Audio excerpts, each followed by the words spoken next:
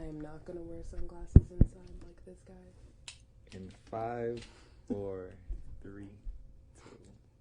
Yo, so what's going on? You don't know the big man Ras Books live in the building one time for the one time Can't Cool Can't Quench. Welcome to another show of VIOC in Action, hosted by your boy Leon Hunt. Today, of course, just like any other day, we got a visitor. Home down here, so on the Virgin Islands and everything. Bringing to you guys a brand new sport that we haven't had on the show yet. But it's all cool because this sport is very interesting because they get some big stuff going on over here. Yeah, buddy. So, as I introduced the guest today, I got Mrs. Day in the building. Natalie Day, for those who don't know, who plays basketball for our national team. So, hello and welcome to VIOC in Action. Good afternoon. Hello. How's everyone doing? Hey, I know she's a little shy now, but she gotta talk up a little bit. People saying they ain't Natalie Day in the back, man. That's some other day. That's Miss Daisy in the back. You check? Okay, so Natalie Day. Yes. Hello, and how you doing? Good afternoon. How you doing? What's going on? Everything blessed, everything all right. You know what I mean? So, welcome to the Virgin Islands. Thank you for having me again. I know you ain't been here in a long time. It's not been that long. It's been a long time. It ain't that long. So we're here for basketball. Right.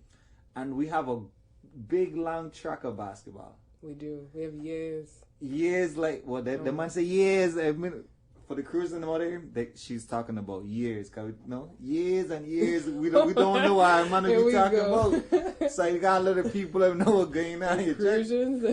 Okay, cool. All right, so years of basketball. When did basketball start for you? My first tournament was in Puerto Rico, in Mayaguez, back in 2010. Okay, so back in 2010, in Mayaguez, CAC games. Right. Can't remember which one of those games it is, but that's 3 games ago. So perhaps, what number are we up to? Like 50 something games right now. Yeah. Anyway, but okay, so those games ago, was your first one for the national team, but before then, what was it? For the national, I mean, I've been playing college basketball before that, and then. So college, what college are we representing? University of Portland. Let's go, Pilots! University of Portland, live in the building. Okay, got that there. Yeah, and then before that, I was a newbie to basketball. I started 9th grade of high school. Okay, so 9th grade because you were the tallest. No, sir. Okay. Well, for you guys don't know, Miss Day is about 6'6", you know. You're lying. Some people. You're okay. All right, she more around like 6 foot even. 6 foot even. Yes, okay, she's 6 foot even. Okay, so in 9th grade you was like probably just 5'10" maybe. That's a giant for that's a lot of not people. even that in 9th grade. No, that's not even that bad. 9th grade, we didn't even have all the preservative in these chickens and stuff. No, so I don't know what you look like in 9th grade. You could have been a nice 5'3", 5'4", but no, you know the ladies, we grow a little bit faster. Okay, so you was a giant 9th grade. Okay. And where did you go to high school? I went to high school in Germantown, Maryland. Okay, Germantown, Maryland. Is that up there by what's that school? It's near DC. So we're like 45 minutes outside of DC. Okay. 30 minutes outside of Baltimore. Okay. Yeah. Cool. Yeah. Okay, so you did it then, and what made you go? It was just because you were just tall? I don't know. One day, I just decided I wanted to play basketball. And at the time, I was a scholarship student for academics, and I played in the band. I played the flute. Thanks, Mom. Right. And then something happened. I was a volunteer for a kids camp. Okay. And when the kids would go out to the pool, they would ask for someone to stay behind and clean up the clinic, and I would suggest myself. Okay. But during that time, I would just go in the gym and shoot, and I knew nothing about basketball. So you were like pushing the ball with 2 hands at a time, or you had that MG? Well, so that's what I did. I went home and I would My brothers were the only ones with like basketball tapes, and Michael Jordan was the only person that I watched, and I mimicked his form, and that's literally how I learned to shoot the basketball. So you and Kobe kind of did the same thing then.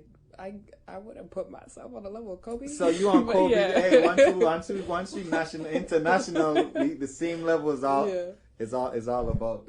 Okay, cool. So you went home. Mm-hmm. You studied the tapes. Yep. Which means so now that's cool because a lot of people who call themselves athletes have their different ways of getting into a particular type of sport. I ain't gonna brag or nothing, but I mean, I never at that age.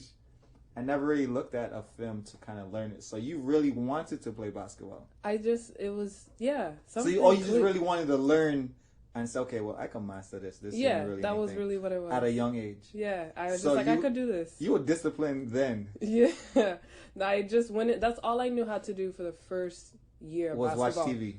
I mean, okay, so it was what? Was shoot. That's what I'm known for now. Okay. Look up the stats if you want to. We're gonna look at. We're gonna look up the stats. You hear that? Google it. That mean confidence talking. Okay, so you studied it. You just shot the ball. I just shot the ball. No leg work, so you was real clumsy standing that tall. Like most people, and at 5'10" in 9th grade, yes, you probably just catch the ball and was like, okay, well, I know I can't dribble. If I put it on the ground, it's gonna get steal. It's gonna hit off my foot, go to the bones. And nobody gonna be like, dang, man, just shoot the ball. You can shoot. I'm not gonna lie, my coaches didn't let me dribble for the first year. So I was like Bambi with a basketball, but I could score. Okay. So once I figured that out, that's what I kept doing. The next year I made varsity. Okay. And then I kept sophomore year in varsity. Year varsity. So for the schoolers out there, transferring from JV to varsity, how was, because a lot of people get intimidated because it's a whole different league when you leave junior varsity, of course, the varsity. I just wanted a chance, honestly. So there was a lot of girls coming into my school who had big names, who made All-Met and all of this stuff. Mm-hmm. And I was just like, I could play with them. Just let me play with them. So, and finally, after a while, I snapped and I was like, I could play. When they put me in, I would score. And then they kept putting me in. They kept having expectations of me. And then that pushed me to keep learning, keep growing, keep studying. And then that's where it went. So in this time, too, when you was so tunnel vision in basketball, no other sports, no other coaches like, look, I need you to come out here for volleyball because of your height, or I need you to be over here in track and field because I just need you to do high jump, or like, did you get all those height, like, okay, coach, height, there you go, get her, let's do it. Honestly, we were required to play 2 sports. So basketball was during the fall, winter. And then our coach wanted us to do something in the spring. So I did baseball or softball. Hated it. And then the track coach, our track team was state champion. So so it was real intimidating. They wanted me to do high jump. Okay. But I actually did hurdles. I did pretty good in hurdles. Can you just walk over them? Listen. For those who know about hurdles, at least the 100-meter hurdles for women, you can literally walk over them. It's a minor hop, it's like you could sprint and like a minor.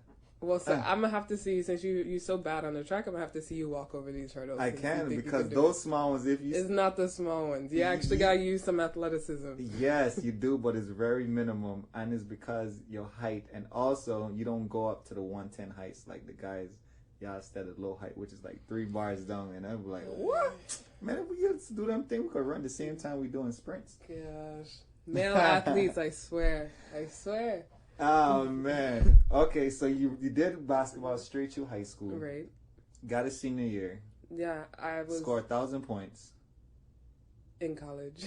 Okay. So before time. Okay, so I think I did score 1,000 in high school. I have the basketball for it, so I think that's what I'm gonna Google it. We're gonna Google it and see. Ahead. I remember high school was a blur. In high school, when did you get the scholarship? Did you get a scholarship for university? I did. Okay, so you got a scholarship for university.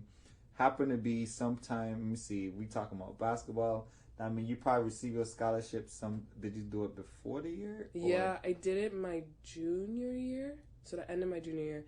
So the thing was, we were my mother didn't expect a scholarship to come out of basketball. Right.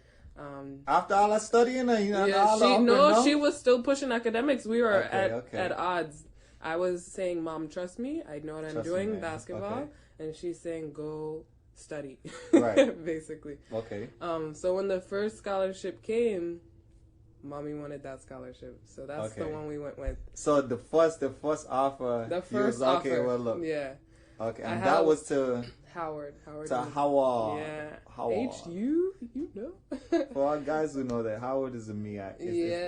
It's in the MEAC and conference. this guy went to FAMU. And I did want to cram you out there for my orange and green. Man. For those Rattlers live in the building in the Virgin Islands, check out your boy. We get some big stuff going on here. We're going to start. Anyway, that's a whole different show. All right. Okay, so you went to Howard. How long did you spend in Howard? Just the first year. First year, okay. And they changed coaching staff, so I left with the coaching staff, and that's how I ended up in Portland. Oh, so wait, Howard is D1. D1. You played 1 year. Mm-hmm. Got lucky. I know, because that's what I was about to say D1 now. the following year, yeah. So I gotta look back at these NCAA rules because I mean I ain't gonna lie. Yeah. Before I went to FAMU, I went to Virginia State, but Virginia State was D2. Yeah. So that I didn't compete the winter semester, so I could be able to keep that. So I could be able to compete when I transferred in January. Right. But because it was D2, I was good. I went from D2 straight to D1 and not skip a season, and that was good. But D1 to D1, yes. There's a whole lot of pieces it's to my career loophole. that I got lucky. No loopholes. Just energy. You hear that? Just energy to push go me to in the right compliance direction. officer. I need to go back and see. No, it was all legal. So.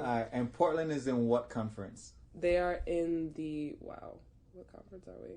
WCC, the West Coast Conference. So with St. Mary's, Pepperdine, Gonzaga, BYU. Got it. And Portland, like the Portland, rainy all the time, cold. Yeah. Wait there. Opposite. So from my island, yeah. So up there, so in the northwest, literally on the edge. Yep. So did you go to Canada a lot? No, I've never been to the west coast of Canada, actually. You don't say? Yeah, that's on the bucket list. All right, cool. Well, dang. Okay. Yeah. You've been to Canada, but not the west coast of Canada. Yeah, not to Canada. No. Okay, cool. I've been to Seattle a lot, California, obviously. Okay. But never made the hop. Okay, so in Portland, which is called Rip City? Yeah, Rip City. Yeah, okay. Okay. Yeah. I know a little thing about the Rose Quarter, everything going on. I know a little thing up there. Trailblazers, they doing their thing. Yeah. So wait. So and your school was like in town too? No. Or like outside? So in town was Portland State, which was like our cross city rivals. Like most state schools. Yeah. And then we are up on the Willamette River overlooking the whole city. So we're like outside of. So you had a good view at school. We had a beautiful view. That's cool. Fantastic. I think that helps out too, especially when you're such a great athlete and academics. 3.0, you got 3.0. Okay. Academics always came first for me in college. Yeah. Good, because your mom would say, make sure you're gonna do the sports. She would have flew me right back with the quickness. See, that's so. All right. So then university. 3 years now, so you got 3 years at Portland, University of Portland, and you followed your coaching staff over there because he was that great. No, completely new coaching staff. My coaching staff. So they left, and then you left too. Yeah, I just was like, everyone had the option to leave. Why do you think why do you think certain athletes leave when a new coaching staff comes in? Because that's cool. Yeah. Because I did the same thing, but I want to know why you did yours. That coaching staff that brought me in, we on a scholarship. Okay, and listening. We had just a very strong connection. Okay. So I felt very comfortable with them. During that time, my father passed away, and so the assistant coach was she kind of coached me before she was even my coach. Right. That. And so they knew about just my family, myself, and then the head coach, we related on a good level where you just click with a coach and you listen in intently and you apply what they're giving you. And so when that left and you had just something completely different, you didn't know what to expect, you kind of want to explore your options. It's kind of like a job at the same time. Okay. So if your boss up and leaves and they give you the option to possibly pass off into another division or part of the company, you might look into it just in case. And that's what I did. See, I felt the same way. The coach that recruited me, I know they're showing our both me and but we gotta compare experiences because the younger youths out there, right. especially from the Virgin Islands, they need to understand when you get recruited from a school and then going to leave from that school. Because when you get recruited from a school, you kind of like, okay, you sign an agreement like, look, I'm bringing my best talents here right. to your school for this X amount of time, 4 years, or whenever you come, you're supposed to finish out. And then when you get them on a 609, that'll be like, what? I thought you were here, right, to stay. So the coach, my coach, he was from St. Martin, so that's how we related. I ain't know nobody up in the States like that, but I knew him, and then he was like, yo, I'm on 18 years. I was like, all right, cool. Went nationals, everything. This track and field. He told me, yeah, Bucks, about to leave out. I was like, what? The man you bring me here and know about like I was like, all right, man, you do your thing. So the next coach came in, respected the guy. Yeah, same. But I felt I was biased. He wasn't the other coach. Right. And he was American. But American is cool, right? But I didn't really relate to him, but he did do the jumps and everything, and then was like, yeah, I just didn't feel that connection there. No, I felt like I wasn't learning anything new. Right. That's so, a big thing. Right, to learn something. I still like little dude, right? Like I didn't know everything you're supposed to be doing, but he came in on his own, and like he had too many kids to focus on me. Not that I ain't the best one on the team, but when you talking about somebody bringing in all the points, you gotta get him on the attention. Like, yo. So I told him, hey, I'm not gonna compete this semester. Think about transferring, and he respected. I was like, cool. Anything I could do for you? Hey, find some place for me to go. Right. But let me go peacefully. But I made a decision. I wanted more competition from D2 to D1. For those out there, it's a difference. Yeah. D2 is D2. It's good, Yeah. I respect that a lot. A lot of people are doing great work and making a career from D2. I ain't gonna lie. Like D2 is a lot. You got more. I think you get more opportunities because you get more chances. Okay. In D1, you don't get this. Is almost like you gotta come in better there on your top game, right? Or there's a couple people in line who will step right up and do what you're supposed to be doing. Yeah. And believe me, somebody could always replace you. Exactly. In D2, hey, you got a little cushion there. You check, but when going up to D1, I won that challenge, and just I did great. So that was cool. So that was one of my thing of trying to transition and like, okay, cool. And I went to a place I knew nothing of. Yeah. So that was kind of scary. I was like, man, that's the same with Portland. I went out there, I looked around going from an HBCU to a private Catholic school. So that is huge for those who ever been to or heard about HBCU. Yeah. Completely different from any other university experience. Yep. And everything that you did here, man, it might be true. At least some parts of it. So that was college there. And then when you finished college, you went pro. I went pro right off the bat. I graduated early so I could start my career early. Mm-hmm. Did a tour in China. And then So when you finished college, before College Point, you never did anything with the Virgin Islands? No, I did. That was when I did Mayaguez. Okay, so in 2010... Yeah, I graduated 2012. Okay, so in junior year, the beginning... Yeah. You did double time. So after the season, you was like, "Hey, team, I competing for my national team. So hey, I got this gear here, so it's official, and we got big competition. We got a big games because 2010. Let me see, games 2010. Oh yeah, so this is the beginning of one of those cycle kind of things. Let me see, it was 2011, 2008. It couldn't have been. Let me see. It has to be because I didn't start until later in my career. I gotta think because it's maybe 9. I think it might. Okay, so Olympics Beijing is 08. That's true. Then it's Olympic cycle is 4 years. And then they get so 09 is actually the rest year. Yeah. Then 10 there's games. Then 11 Panams and then 12.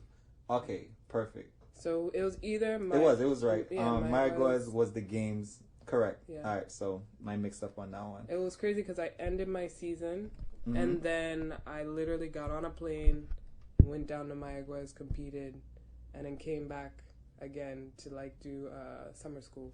So it was just like, it was like the start of kind of my pro career, because that's how my pro career is now. Okay. I play all throughout the whole entire fall. Oh, wait. Okay, I come and play with the national team. Okay, wait. Because this is something, okay, hey, y'all listen up. Okay, wait, we got to take a quick commercial break.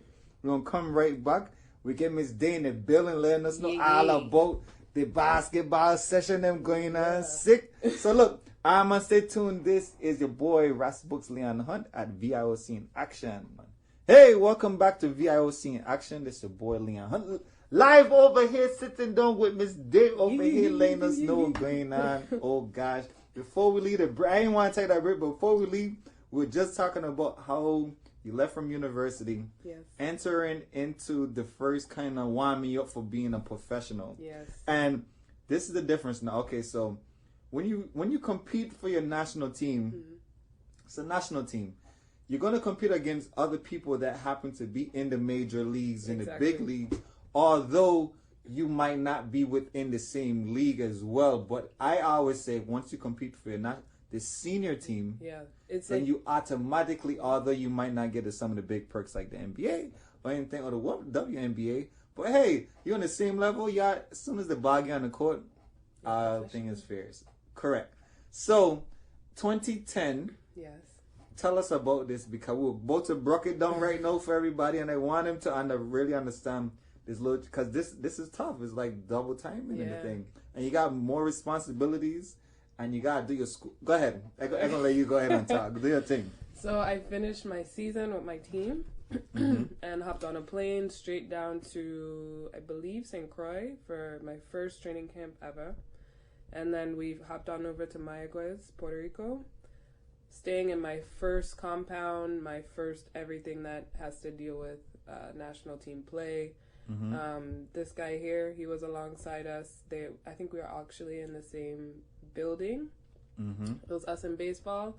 And then we hopped on the court, and I will say it was a completely different level of play than what I'm used to. So college basketball is really no touchy, just as basic as it gets, kind of, sort of. There's not much of like, or back in the day, let's say that. Okay. There wasn't too much rough housing or anything, especially in my league. Okay. And then I come in with women who are 33 years old. Real woman. A whole woman sitting on my thighs, pushing me down.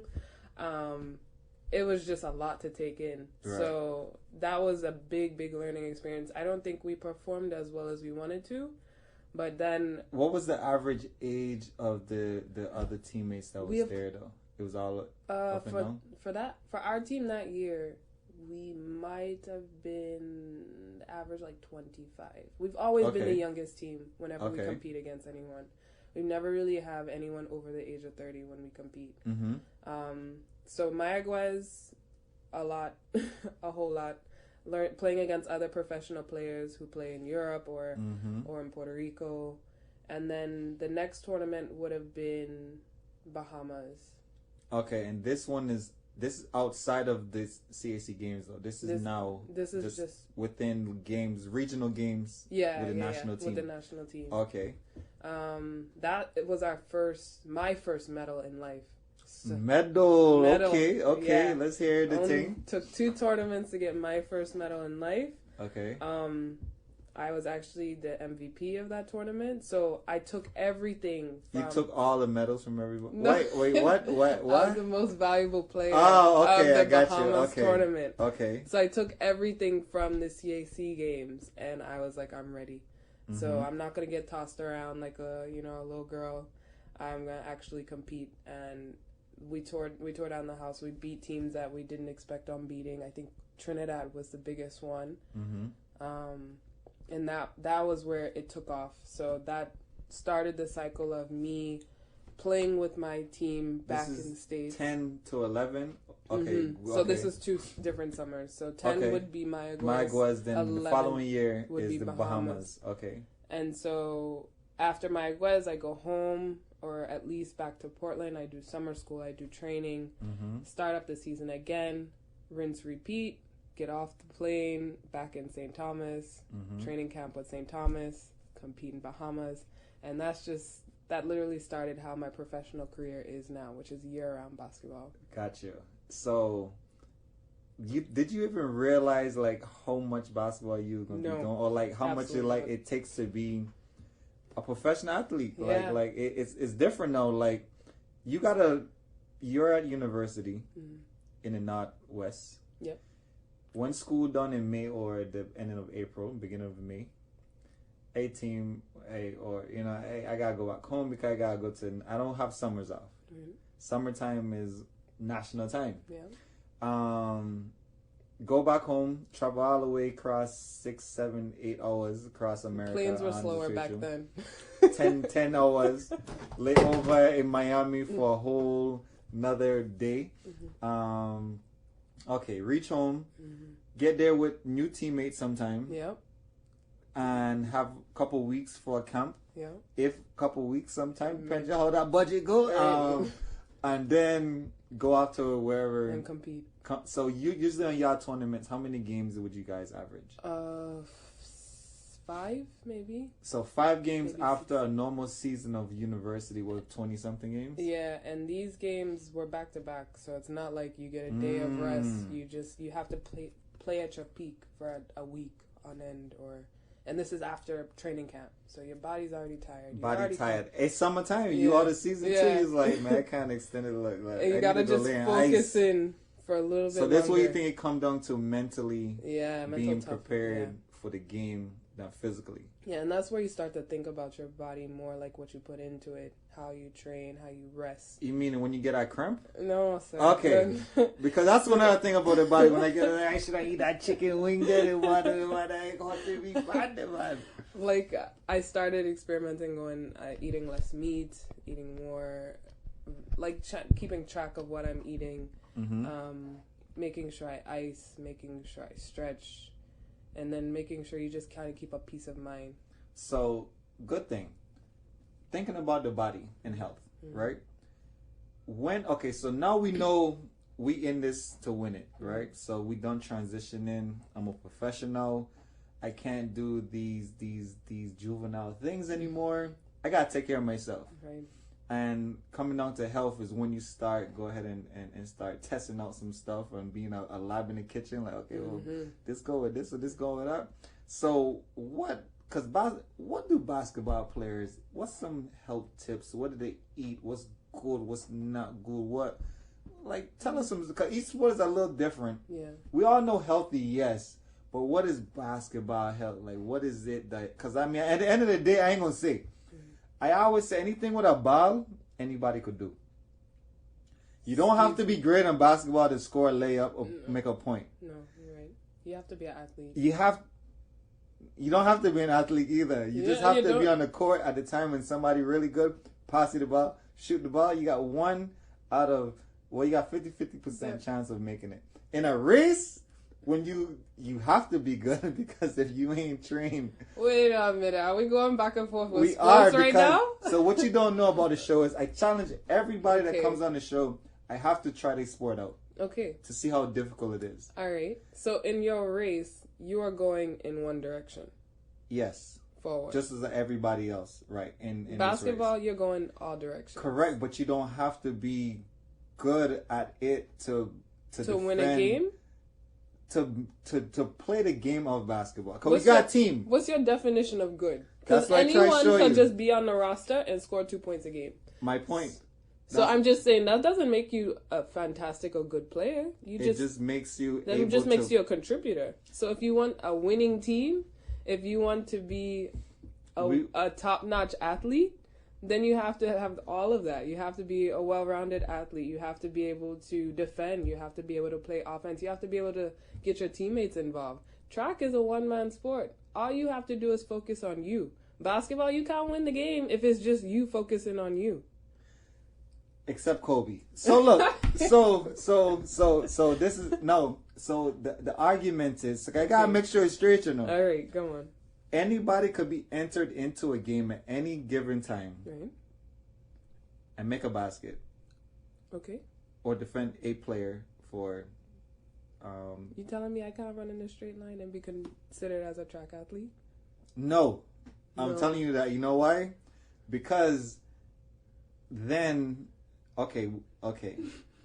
To be good, to win races, to win games, okay, you have to train on both sides. Is level.